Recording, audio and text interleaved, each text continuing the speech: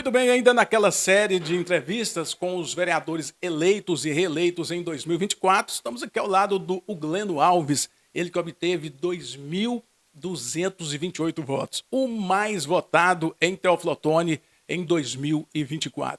O Gleno, né, pelo tamanho grande, o Gleno, a gente pode assim até fazer essa brincadeira. O Gleno, qual foi o segredo para conquistar tantos votos, basicamente triplicar a votação?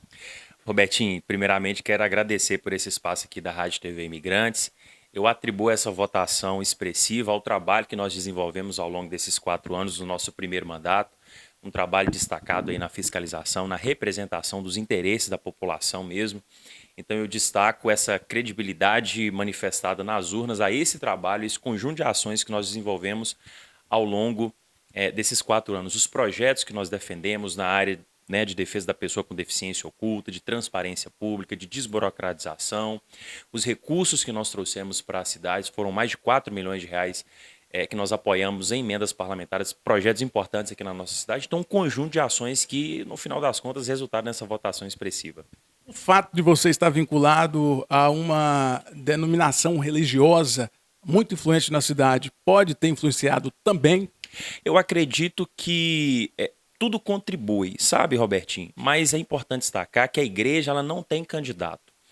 A igreja ela tem pessoas que disputam eleições, assim como qualquer outra instituição da cidade ou qualquer outra classe social, enfim. Mas atribuir especificamente à igreja, eu estaria sendo aqui até de forma leviana, colocando a própria igreja numa situação complicada, né? Porque, como eu destaquei para você, a igreja não pode ter candidatos, a igreja não pode ter preferência. O que a Bíblia ela ordena para as igrejas?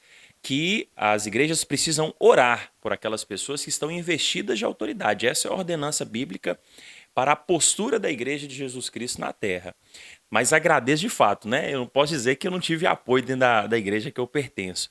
E aqui quero fazer um registro, agradecer ao nosso pastor Marciano, que em todo momento esteve orando, nos aconselhando, nos apoiando espiritualmente nessa caminhada aí. E a nossa igreja, a todo o corpo de membros, de obreiros, de líderes, ficam os nossos agradecimentos também. Porque em que pese a igreja não ter candidato, as pessoas têm candidato. Bom, outros alegam também a sua vinculação forte com o deputado federal Nicolas Ferreira. Inclusive, este esteve aqui em Teófilo Otoni, você fez questão de participar daquele momento da presença dele na cidade, fazendo um gesto muito forte, simbólico, o carregando nos ombros aí na região central de Teófilo Otoni. Essa sua vinculação, alinhamento com o Nicolas, teve também uma participação forte nessa votação? O Nicolas é um grande amigo meu, a gente se conhece desde 2017. Já veio aqui em Teófilo Otoni inúmeras vezes que nós trouxemos ele para palestrar para jovens, em outras ações também aqui de entregas de recursos públicos destinados por ele aqui na nossa cidade.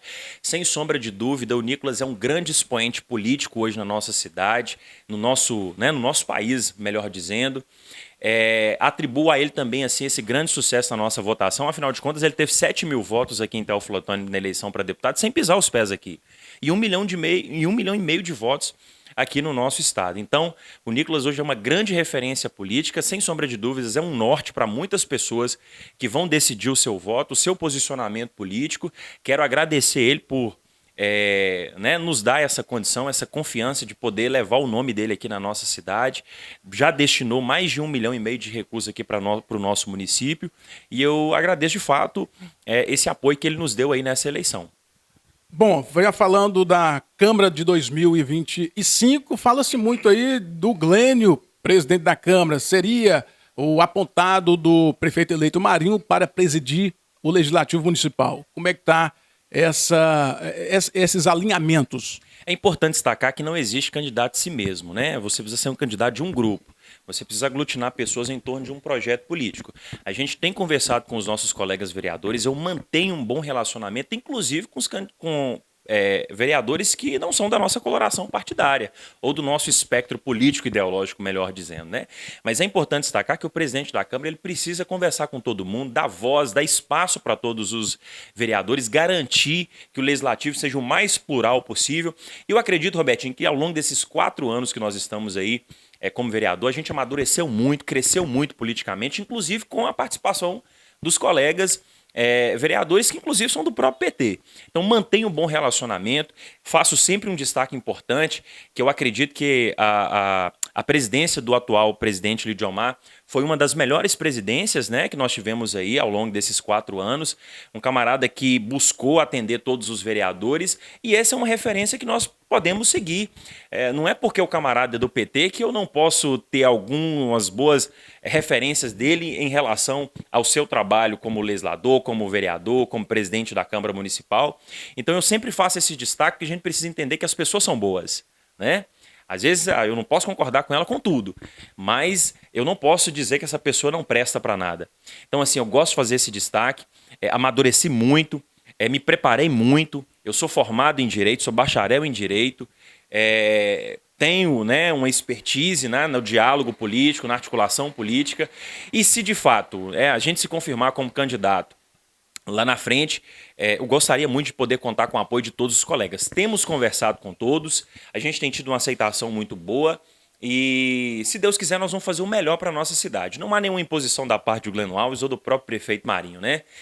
Que a gente tem um bom relacionamento desde 2018, isso aí sem sombra de dúvidas, é inegável. A gente construiu esse projeto político junto, essa ideia que hoje está vigente aí para o próximo ano, né? Esse governo que vai iniciar, um governo começado, criado, pensado por todos nós, e isso nos dá uma condição assim em termos de lealdade, né? Fidelidade, de confiança muito grande com o prefeito Marinho. Mas como eu destaco para você, a gente não é candidato de si próprio, né? Eu não sou candidato de mim mesmo.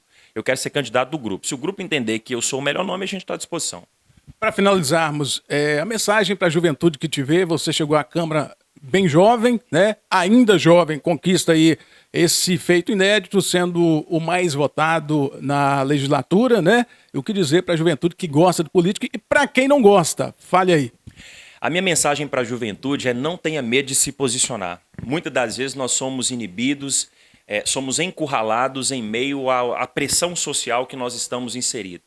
Muitas vezes a gente deixa de se posicionar com medo de ser rejeitado, com medo de ser, né, de alguma forma, preterido. Não tenham medo de se posicionar. Se você tem um pensamento, exponha ele. Se você tem uma direção, siga na sua direção. Eu fui eleito aos 25 anos de idade, com 719 votos, por me posicionar mesmo. As pessoas confiam nas pessoas que se posicionam. As pessoas precisam de pessoas que mostrem de fato quem elas são.